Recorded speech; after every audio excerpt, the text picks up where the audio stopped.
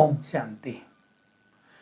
श्रीमद् भगवत गीता का 18वां अध्याय सचमुच अर्जुन की समस्याओं को भी समाप्त करने वाला हुआ और ये हमें एक सुंदर सीख देता है कि अगर हम इस तरह करें तो हम भी जीवन की सभी समस्याओं से मुक्त हो जाएंगे। एंड में अर्जुन कहता है, हे भगवान, आपकी ये सुंदर बातें सुनकर मुझे स्मृतियां आ गई हैं और मेरा मोह नष्ट हो गया है।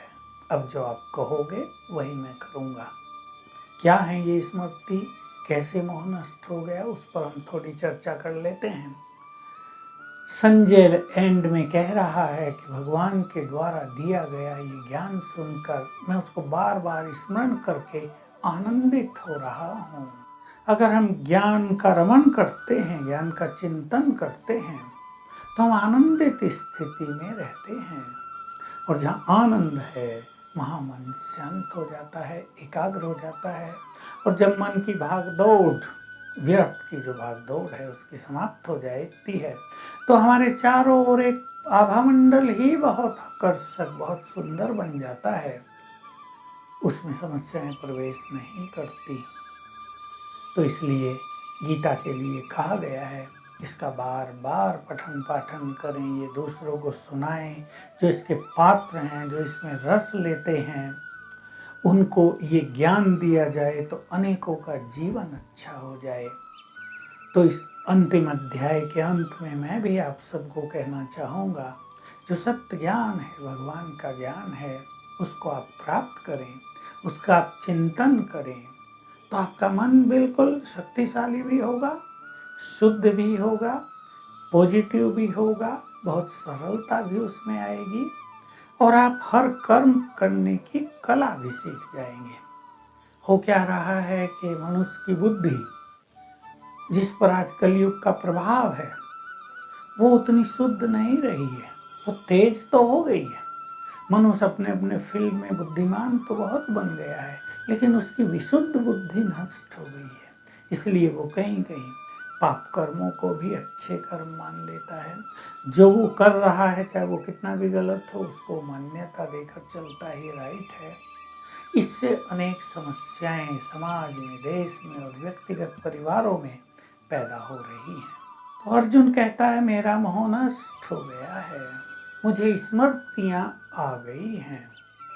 तो देखिए वो क्या क्या स्मृति हैं जो हम सबको भी आ जानी चाहिए। ज्ञान सुनकर हमारा भी मोह नष्ट हो जाना चाहिए। तो जो मोहों से संबंधित अनेक समस्याएं हैं वो भी नष्ट हो जाएंगी, और जो स्मृति न आने से उत्पन्न हुई अनेक समस्याएं हैं वो भी नष्ट हो जाएंगी। देखिए आज की एक बड़ी समस्या, मनुष्य पास्ट में बहुत रहता है, पास्ट के प्रभाव में बहुत रहता है। लेकिन अगर हमें ये स्मृति रहे ज्ञान की कि ये तो संसार एक खेल है, जो हो गया वो तो हो गया, वो रिपीट थोड़ा ही होगा, तो हम पास्ट को भूलते जाएंगे। सरलता का बहुत वर्णन आया है श्रीमद् भगवत गीता में। विचार भी सरल, बुद्धि भी सरल, व्यवहार भी सरल। सरल होने से हम पास्ट को भूलते जाएंगे। देखिए अर्जुन ने देखा कि भगवान के विराट स्वरूप में उनका एक मुख महाकाल का भी है और उसमें सभी लोग समाते जा रहे हैं। तो स्मृति आ गई कि ये महाविनाश का समय है, भगवान महाकाल बनकर आए हैं, तो मोह नष्ट हो गया। सबको ही जाना है, घर वापस चलना है। परमधाम का वर्णन आ गया है गीता में, परमधाम में सबको चलना है। हमें भी ये स्मृति आ जाए कि ये सृष्टि का खेल अब पूरा हो रहा है, ये महाविनाश का समय है। हम उसके सीन भी देख रहे हैं, आसार भी देख रहे हैं। देशों की शत्रुता बढ़ती जा रही है, विनाशकाली विपरीत बुद्धि का स्वरूप भी हमें दिखाई दे रहा है। तो कभी भी ये खेल पूरा होगा, हमें वापस चलना होगा। इसलिए अपने मोहों को हम नष्ट करें, अपनी बुद्धि का जो व्यर्थ का विस्तार हमने कर दिया है उसको हम समेट लें। तो बहुत सारी समस्याएं जो हमारे फैलाव के कारण हैं वो समाप्त हो जाएंगी, जो भविष्य की चिंताओं के कारण हैं वो भी समाप्त हो जाएंगी। परिवारों में चलें, तो परिवारों में जो बहुत सारी समस्याएं हैं, एक ही चीज से समाप्त करेंगे सभी। हम सबको स्मृति आ जानी चाहिए कि हम सब आत्माएं हैं। ये शरीर हमने वस्त्र की भांति पहना हुआ है, इसको पहनकर हम पाठ बजा रहे हैं। सबका पाठ अपना अपना है। घर में बैठकर आप दूसरों को, सब परिवार वालों को, पड़ोसी को इस नज़र से देखा करें, सभी आत्माएं हैं, अपना अपना पाठ बजा रहे हैं। बहुत सारी आपकी मन की दुविधाएं समाप्त हो जाएंगी। ये क्यों हो रहा है, ये कैसे होगा, ये क्या हो रहा है, शिकायतों भरी जिंदगानी, वो सब शांत हो जाएगा।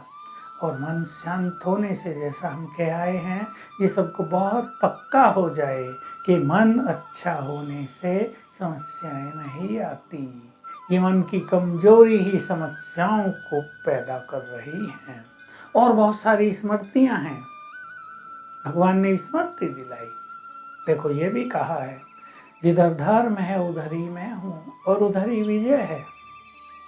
अभी हमें ये याद रखना चाहिए, भगवान हमारा परमपिता है, वो हमारा है, हम उसके बच्चे हैं। हम उसके बच्चे हैं तो बहुत शक्तिशाली हैं। हम कमजोर नहीं हैं जो छोटी छोटी बातों से भयभीत होते रहें। हम बहुत शक्तिशाली हैं, हमारे अंदर परमात्मा शक्तियाँ विद्यमान हैं।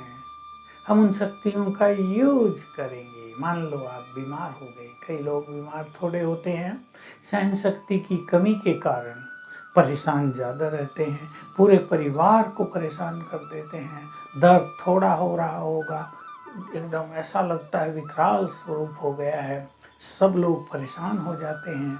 कहीं धन की कमी पड़ती है, लोग उस चीज़ को भी एकोमोडेट नहीं कर पाते, कम धन में कैसे इसका इलाज कराया जाए। लेकिन अगर हमें ये स्मृति रहती है कि हम भगवान के बच्चे हैं, वो सब कुछ ठीक करेगा, वो भी तो हमारा साथी है, वो भी हमारा परमपिता है, तो चित्त बहुत शांत रहेगा, हमारी सहनशीलता बहुत बढ़ती जाएगी। तो हम सभी स्मृति स्वरूप होने का बहुत अच्छा अभ्यास करें, अभियान लें। भगवान स्वयं इस समय स्मृतियाँ दिला रहा है। और एक बहुत बड़ी स्मृति जो मैं आपको ख्याल में कराऊंगा, जो श्रीमद् भगवत गीता में बार बार आया है, हमारा सात्विक स्वरूप, हमारा देव स्वरूप। तो हमारे अंदर देवत्व भी है, हम देवों की संतान हैं, हम देवों के वंशज हैं। हम सो हम का मंत्र भी हमारे देश में गायन है, इसको स्मरण करते हैं लोग। तो हमारे अंदर देवत्व है। स्मृति यदि हमें आ जाए और हम अपने देवत्व को जगाने लगे, तो ये जो मनोविकार आ गए हैं ना, जिनकी चर्चा बार बार हुई है, काम, क्रोध, अहंकार, मोह, ममता, आसक्तियाँ, राग, द्वेष, ये सब सहज ही हमें छोड़कर चले जाएंगे। हमें एक एक को निकालना ही नहीं पड़ेगा। हमें तो अंधकार को भगाने के लिए जैसे प्रकाश का स्विच ऑन कर दिया जाता है, ट्यूब जला दी जाती है, वैसे ही करना है। अपने देवत्व को जगाना है, तो ये सारी जो बुराइयां हैं, जो मनुष्य को बांध रही हैं, जो समस्याएं पैदा कर रही हैं, ये सब भाग जाएंगी, हम इनसे मुक्त हो जाएंगे। तो हमने आपके समक्ष ये गीता ज्ञान में हमारी समस्याओं को समाधान करने वाले कौन से सुंदर महावाक्य आए हैं, उनकी चर्चा की है। अवश्य आपको लाभ हुआ होगा, हमें भी इससे बहुत लाभ हुआ है, हमारे बहुत सारे साथियों को बहुत लाभ हुआ है, सबका जीवन समस्याओं से मुक्त हो गया है।